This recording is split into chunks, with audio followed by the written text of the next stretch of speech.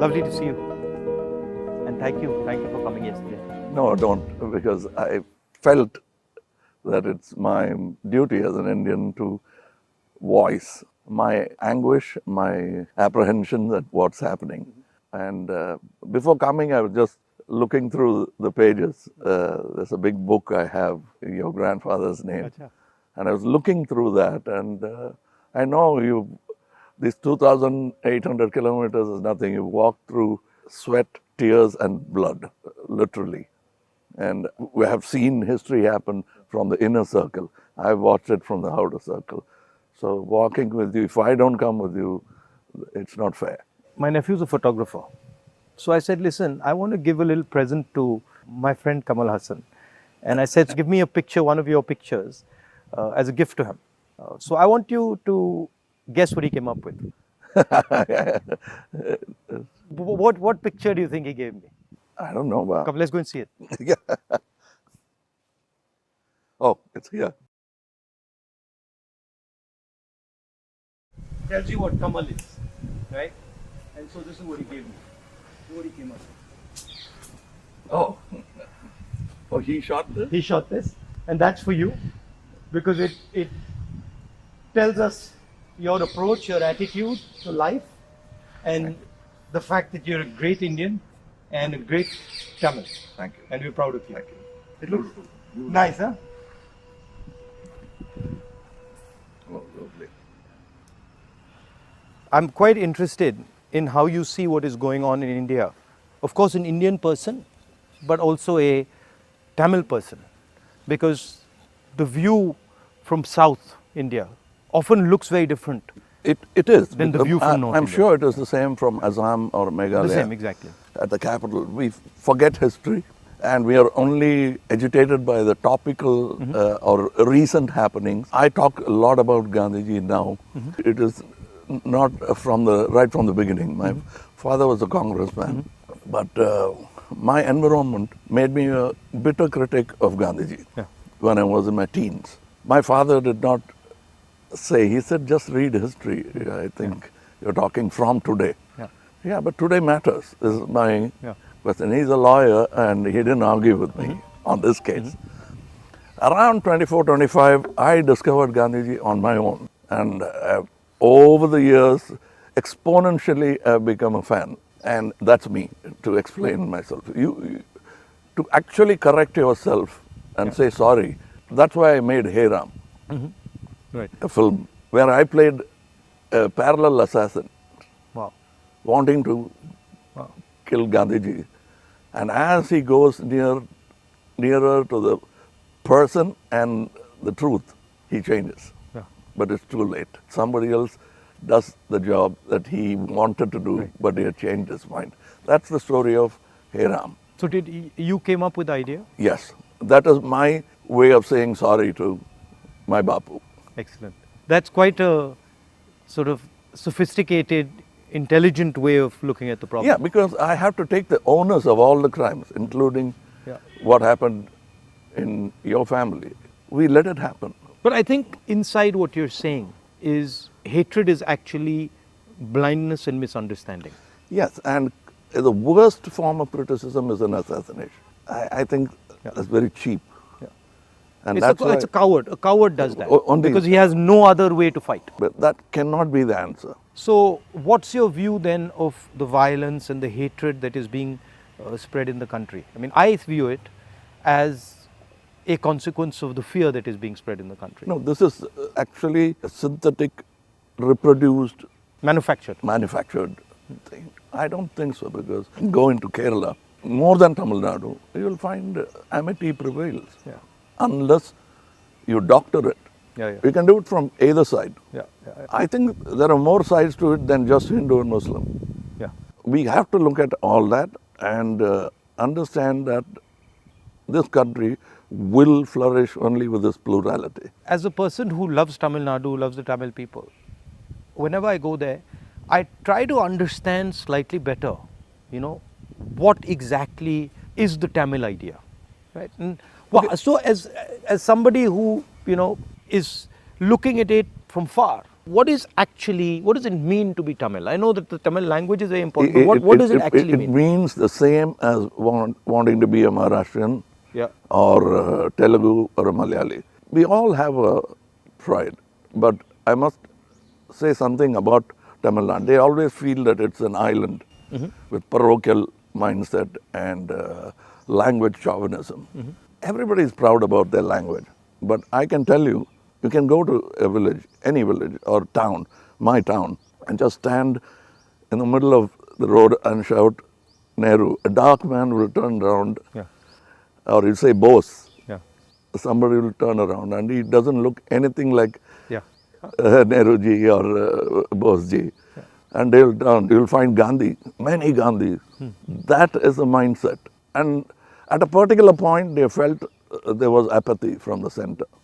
That happens every time. It will happen with every government. They are now unhappy with what is happening now. But that's not permanent if you could approach it like you're doing it now. The reason why I want to celebrate your walk is reaching out to the people and lending the ear instead of standing on a podium and lecturing. That's commendable from your side. But my experience when I go to Tamil Nadu, right, is that they express themselves in a very passionate, it's different expression. So if you go to Maharashtra, people show affection, but the way the Tamils show affection is something completely different. I get that feeling when I go there, and I always wonder, what is that exactly? How does it, why such strong affection or strong expression or so passionate? It's part of the culture. It's a very old culture, and they've seen wars, they've seen battles, they've learned a lot from Jainism, Buddhism. It's a mixture of everything. That kind of affection was enjoyed by Kamaraj, MGR, all those leaders. They are moved to tears, laughter, screaming when they see the man of the... I think around the country it's like that, with variations. And also the Tamil language is very important to them. Yes, I think even non-religious, godless people celebrate Tamil and worship Tamil. So you said you've got, you're doing this fashion business, and so you know a lot about what is going on in the rest of the world. How do you see the United States, China, these countries? Where do you see India's place in all this? Nowhere less than them, but we should walk the talk. Like you're doing, every Indian must walk the talk. I want to be, or simply resigning yourself to calling it a third world country. You can't do that anymore. That's blasphemy. And you said in our earlier discussion that production has a lot to do with it. The ability to produce something and sell it outside India, not just in India. We can't have a toddy mindset because you can't bottle it. It has to be had then and there. We are in G20 not because of one government, successive governments. And whatever good they could do, that has accumulated and come to this day. So we are aware of that. And you were talking about China. I want you to say more. The security of the country, both internal and external. Your opinion on it. I was speaking to some ex-servicemen the other day, and I was mentioning to them that security today in the 21st century, it's not good enough just to say, okay, what do our borders look like, right? Because security today has become a holistic thing. You don't necessarily get attacked from the borders. You can get attacked from inside. You can get attacked by cyber weapons. You can get attacked by, use of your media. So in the 21st century, one has to have a global view about security. And that's where I think our government has completely gone and miscalculated. We constantly hear about what is going on the border. And the fact of the matter is that China has taken 2,000 kilometers of our territory, square kilometers. And frankly, we haven't said anything. The Prime Minister hasn't said anything. The military has clearly said that they're sitting in our territory, but the Prime Minister said nobody has come. This sends a very clear message to China. And the message is, we can do whatever we want, and India will not respond, right? And in fact, in some of the conversations that they are having with our military, they're actually making the statement that, look, your Prime Minister himself has said we are not in your territory. So what is the conversation about? So that's one aspect of it. Yeah, to them it will look like we are whistling in the dark to allay fear. Yeah. No, and Looking somewhere no, else. imagine if you're the leader, right? And your forces and my forces are negotiating, and your forces are coming and saying you're in my territory, and then I say no, but your leader has said we're not. So it destroys the entire negotiation position of Yes, India. yes. Right? So that's one aspect of it.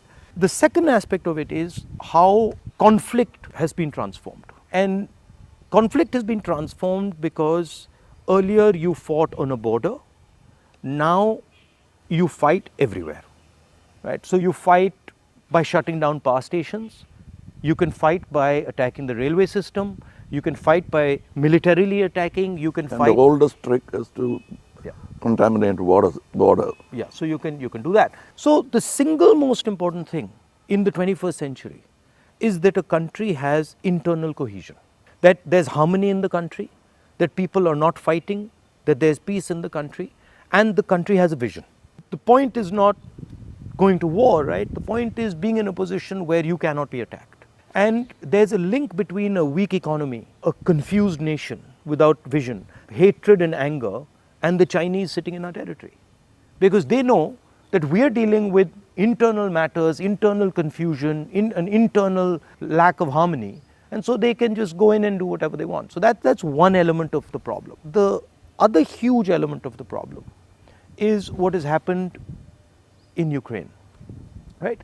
And essentially what the Russians have done in Ukraine is they've said, look, we will not accept that the Ukrainians have a strong relationship with the West. And they've basically told the Ukrainians, if you have a strong relationship with the West, we will alter your geography. And that is the exact same principle that can be applied in India. What the Chinese are saying to us is, be careful with what you're doing, because we will alter your geography. We will enter Ladakh, we will enter Arunachal, and what I can see is them building a platform for that type of an approach. So as an Indian person, I don't want to be somebody who's warmongering, but I'd like our country to be aware that there are real problems on the border, and those problems on the border are connected to what is going on inside our country. When Indian fights Indian, when the economy doesn't work, when there's joblessness, our external opponents can take advantage of that situation. Yeah, so because that's broadly it's an opportune moment Yeah. of distracted. Yeah. So one of the things that we've constantly telling our government is talk about it. If you don't want to talk to the media, at least talk to the opposition. We understand these things. We might be able to help you, advise you, bounce ideas off us, but they just don't listen. So it's the approach that we understand everything. The other aspect of it, which you touched on, is that frankly there's no one who can compete with China. I do not believe that on production, on as far as the economics is concerned, I do not believe that the West can take on the Chinese. I believe that India can take on the Chinese. We have the population. We have the population, we have the people. What do you need to take on the Chinese? You need a young population, you need large numbers of people, you need a large educated base. Compared to China, our population is younger. Exactly, right? And if you see the West, right, and this might be a bit controversial, but they've got too much. They're flabby. They're living in opulence. They live. They are outsourced. And they outsource, right? Whereas our people, they know what a struggle is. They understand difficulty. So I think as an Indian person, I see a huge opportunity for India to become, like China, the producer of the world, right? And of course the West has a space which is high-end manufacturing, high technology, etc., which they're very good at, they'll dominate, and we should try and challenge them on that. But I do not think they can compete with China on the large-scale manufacturing, blue-collar work. And I think that's the tragedy, that we are walking on these streets. You walked with us, and all our children are saying we are unemployed, when in fact we could have huge amounts of employment through our agricultural system, through sort of manufacturing. The constant neglect of agriculture is disgruntled many Tamilians. They voiced, they came here, they didn't even get an audience. India has skills, and it has skills everywhere, right? I always say that the next Satyagraha is the skill set development for India. Right. Because making thousands of lawyers who won't get a job, thousands of engineers Exactly. who won't find a job. Instead, if you develop their skills, they can have their degree but pursue their passion. Instead of me talking about other subjects generally, let me talk about where I come from, the film industry. But the number of training facilities, 200 jobs in a film, and there's no ITI for that. So what it is, right, is actually a disrespect of skills. You will not respect the person's skill and then say, okay, as the nation, how do we empower this person's skills? So I gave you the example of Bellary, right, which is the jeans capital of India. Now Bellary should be exporting jeans to the rest of the world, should be exporting different types of jeans, should be innovating on jeans.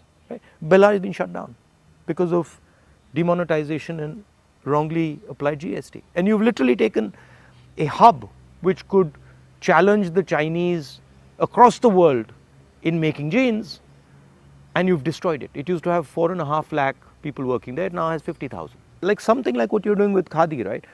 I mean, who would know that that's a Khadi jacket? Nobody. Right?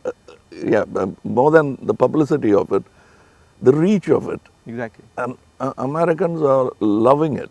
And then you got the history of Khadi, right? Because if you start to say, well, this is Khadi from the Indian freedom movement, this is made by Yes. Indian people by hand, this is what fought a superpower, you can make a beautiful story out of it. Yes. And it's not done in a modern factory. Yeah. It's done by people sitting in villages and handmade. Exactly. You know, I'm very happy and honored to be sort of partnering with these people who've been neglected. They're almost on the verge of closing down and going back, thanks to GST. So how many people now are working there? We have started, like we have not started a full-fledged tailoring system because we only have 12 outlets and we can supply with a number of tailors. But the number of weavers are many. Right. They are in Telangana, Karimnagar.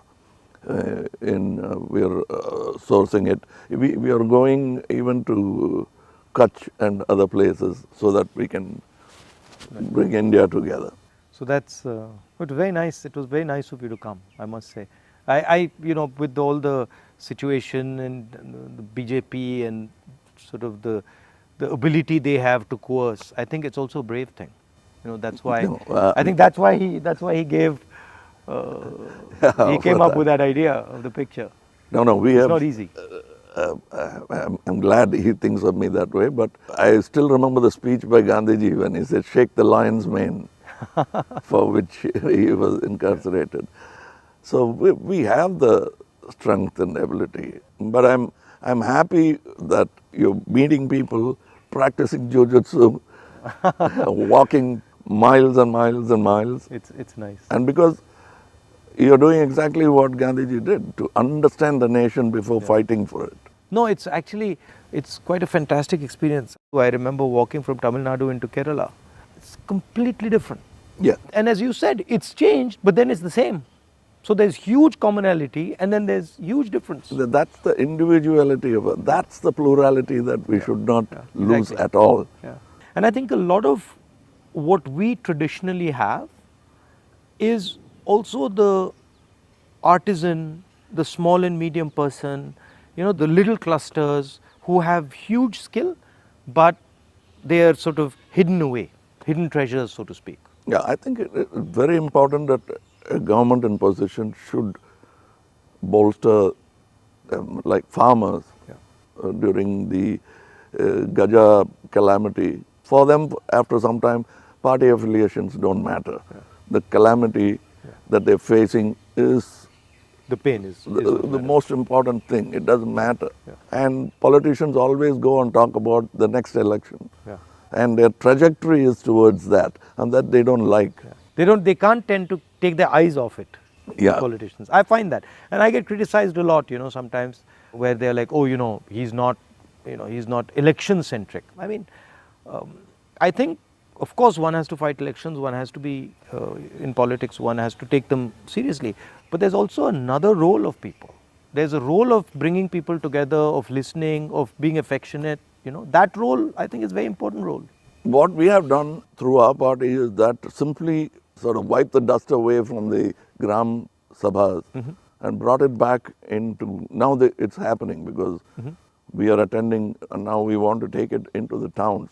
I think people should participate in politics, not necessarily electoral politics only. Exactly. But they must have a firm say that politicians will have to understand it's not all about number crunching, that they'll have to answer certain things. And people should also feel that I can vent or complain. I can say something, and politicians should also feel that I can take some punishment. You know, he's shouting at me, okay, no problem. I did something wrong. I go and listen to what he's doing, what he's saying. I think that's, you know, people don't like criticism. I think criticism is a good thing. I think we are a very young democracy still, in spite of 75 years.